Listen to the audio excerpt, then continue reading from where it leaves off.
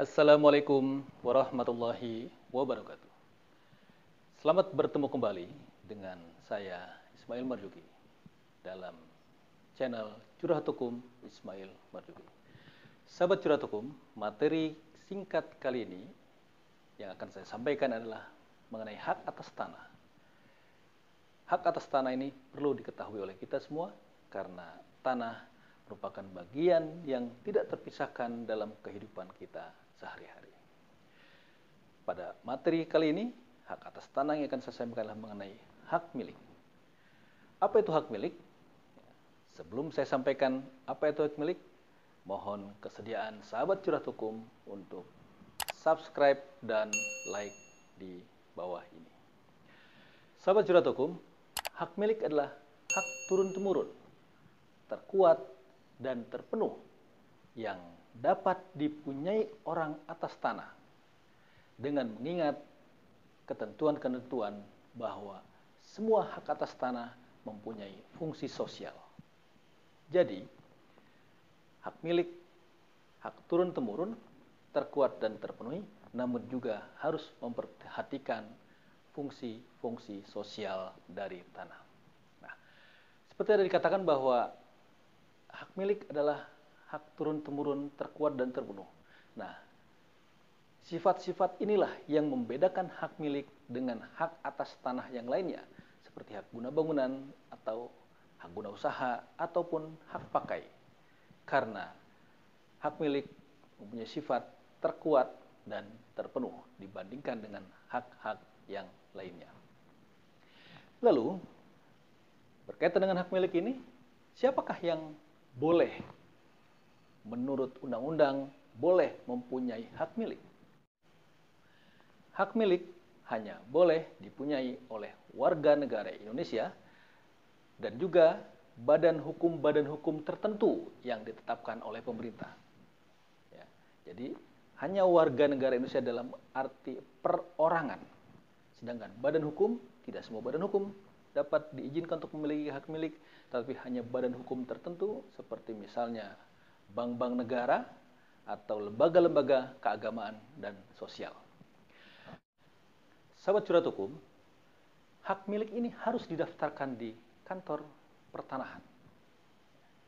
Nanti dari kantor pertanahan akan menerbitkan sertifikat hak atas tanah, yaitu sertifikat hak milik nomor sekian. Nah, perlu diketahui bahwa sertifikat merupakan surat tanda bukti hak yang berlaku sebagai alat pembuktian yang kuat mengenai data fisik dan juga data yuridis yang termuat di dalamnya, sepanjang data fisik dan data yuridis tersebut sesuai dengan data yang ada dalam surat ukur dan buku tanah hak yang bersangkutan. Jadi, sepanjang data-data fisik dan yuridis di dalam sertifikat itu sama dengan data yang terdapat di kantor pertanahan. Ya, kira-kira seperti itu pemahaman sederhananya. Ya. Yang berikutnya adalah bahwa hak milik itu dapat beralih dan dialihkan kepada pihak lain.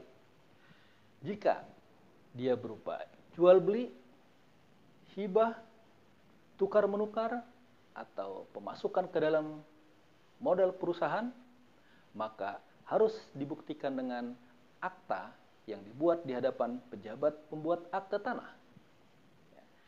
Jadi ada akta jual beli, ada akta hibah, akta tukar-menukar. Sedangkan jika peralihan tanah hak milik tersebut melalui lelang, maka tidak memerlukan akta pejabat pembuat akta tanah, tapi cukup dengan berita acara lelang atau risalah lelang. Sedangkan untuk warisan, orang tua meninggal lalu mewariskan tanah kepada anak-anak atau istri, maka dibuktikan dengan keterangan waris yang dikeluarkan oleh instansi yang berwenang. Nah, itu berkaitan dengan peralihannya. Selain itu, tanah hak milik juga dapat dijadikan jaminan hutang. Ya, sebagaimana yang sebelumnya saya sampaikan, bahwa untuk tanah, jaminannya adalah berupa hak tanggungan. Sahabat curhat hukum, tadi sudah disampaikan mengenai kewajiban untuk pendaftaran dan juga keluarnya sertifikat, maka yang harus diketahui berikutnya adalah bagaimana hak milik itu dapat hapus.